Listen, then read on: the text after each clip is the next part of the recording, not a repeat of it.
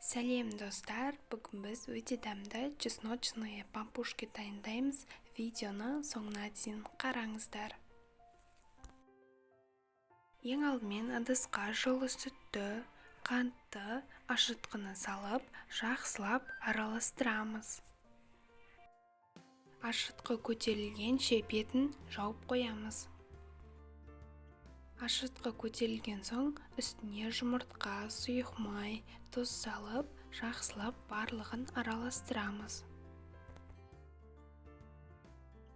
Сұйық массамыздың үстіне електен өткізілген ұнды салып, жақсылап жұп-жұмсақ етіп қамыр илейміз.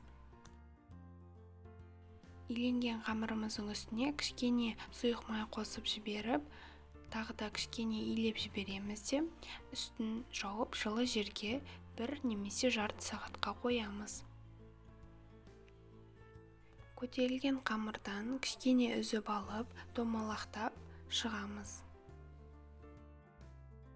Домалақтанған қамырды әртүрлі формаларға салуымызға болады. Менде 24 диаметрлік форма. Бөлкелеріміз көтерілген бетін сүлгімен жауып қоямыз. Көтерілген бөлкелеріміздің үстіне 1 жұмыртқаны жарып, жақсылап жағып шығамыз. Бұл бөлкелерімізді 180 градуста 20-30 минуттай пісіріп аламыз. Енді бетіне жағатын заливка дайындаймыз. Ол үшін майда үккіштен 2 тіше сарымсақты өткіземіз. Оның үстіне майдалап туралған аскөк саламыз. Шым-шым тұз, сұйық май, ыстық суды салып, жақсылап араластырамыз. Енді жаңағы бөлкелерімізді пештен шығарып, ыстықтай бетіне заливкасын құйып, жағып шығамыз. Чесночные пампушкиді сорпамен жесеңіздер өте дәмді болып шығады.